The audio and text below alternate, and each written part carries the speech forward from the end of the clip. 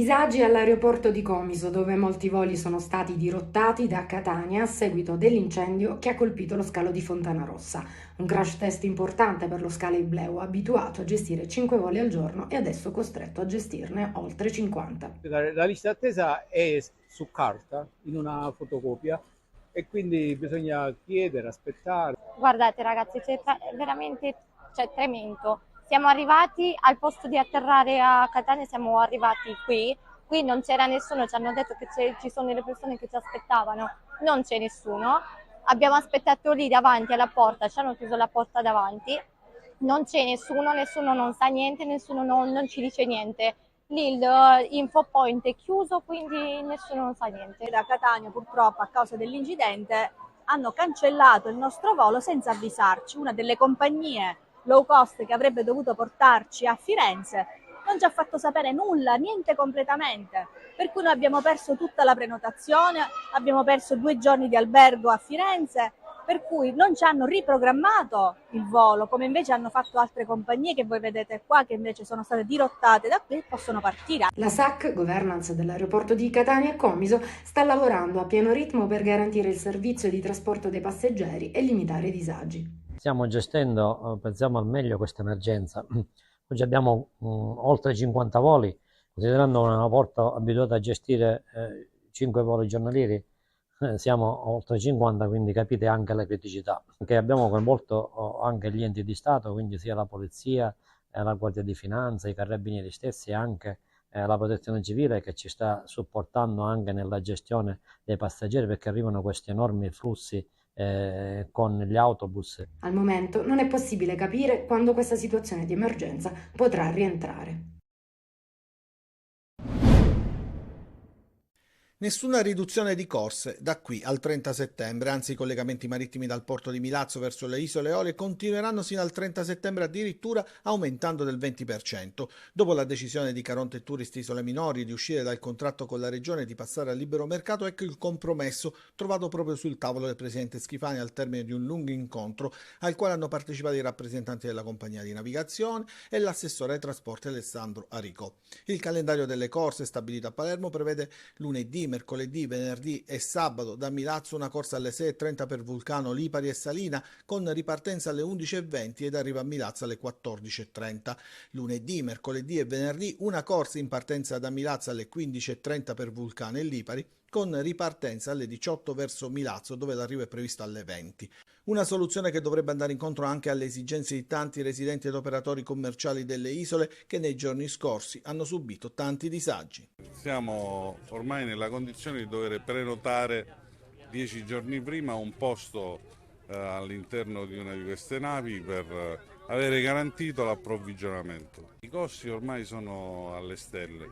Tenga conto che per trasportare un camion l'altra volta ho pagato 3.000 euro una fornitura e il trasporto mi è costato quasi 1.000 euro. L'accordo durerà come detto sino al 30 settembre, ma occorrerà poi capire cosa accadrà durante la stagione invernale.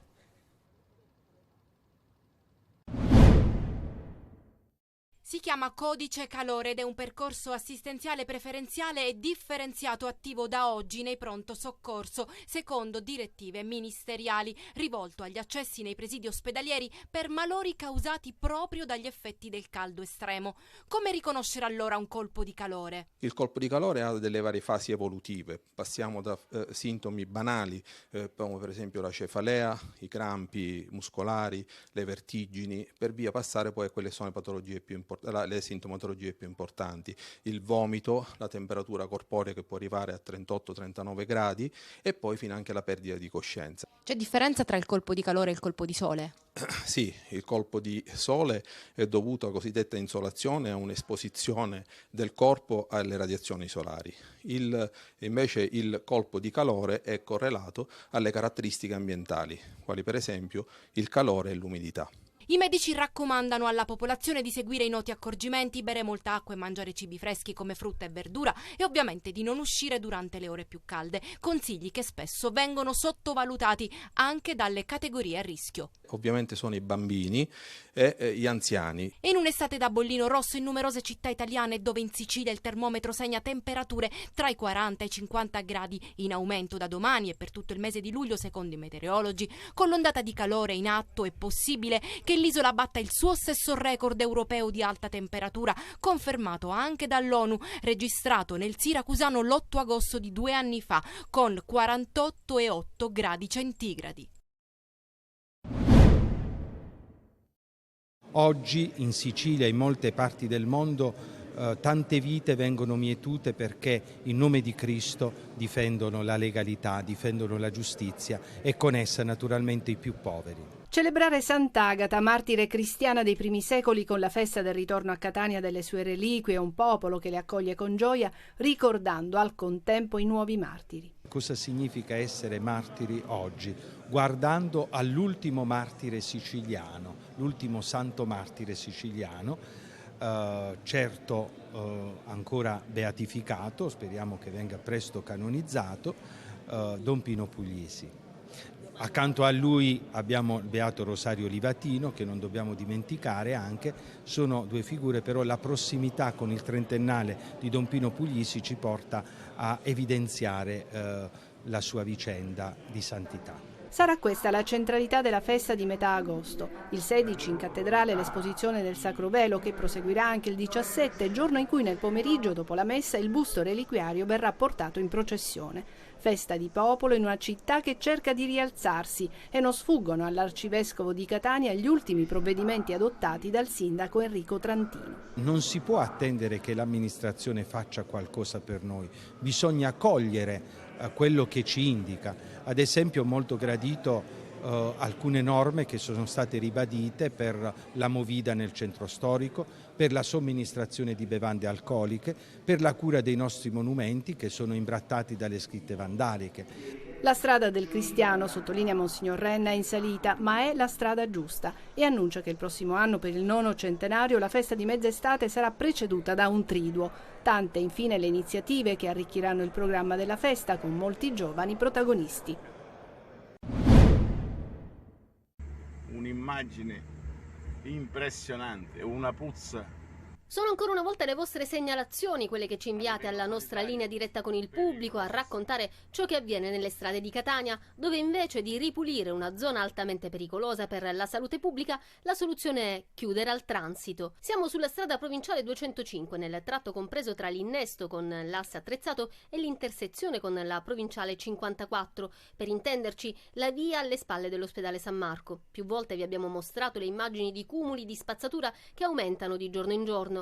Ora la città metropolitana di Catania interviene con un'ordinanza pubblicata sul sito che vieta il transito a tempo indeterminato a veicoli e pedoni a causa dei rifiuti accumulati lungo i margini della strada. La strada è percorribile normalmente. L'ordinanza è stata emessa con somma urgenza dopo un sopralluogo che ha attestato la mancanza di condizioni di sicurezza per una regolare circolazione stradale, ma nessuna segnaletica è stata ancora posizionata dalla ditta che deve occuparsene, l'azienda speciale SCMC, ex Publiservizi, a causa dei noti problemi di riorganizzazione dopo l'avvertenza.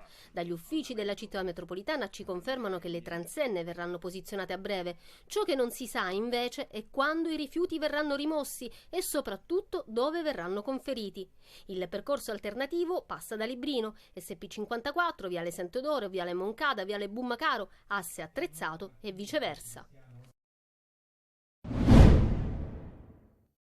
Le acque siciliane non stanno benissimo, secondo Colletta Verde di Legambiente. In Sicilia lo stato di salute delle acque marine e della costa nel 61% dei campioni risulta oltre il limite di legge. 26 punti di prelievo al centro del monitoraggio, di questi 9 in punti critici come foci di fiumi, canali, scarichi artificiali e 17 in mare.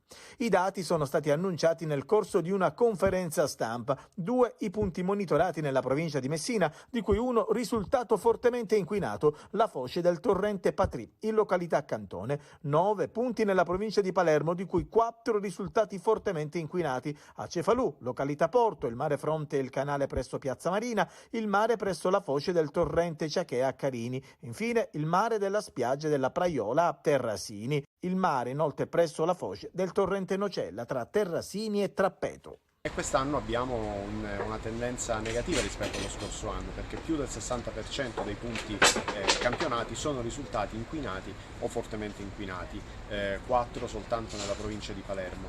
Sono stati in totale 26 punti campionati. Questo lo si deve come sempre a problemi da un lato di cattiva depurazione o di inesistente depurazione spesso, dall'altro lato naturalmente anche a elementi di illegalità ambientale. Ma l'inquinamento delle acque riguarda anche altre province siciliane come Catania, Trapani e Siracusa. Proprio l'1 giugno scorso la Commissione Unione Europea ha deferito nuovamente l'Italia alla Corte di Giustizia per la mancata conformità di 5 agglomerati, di cui 4 in Sicilia.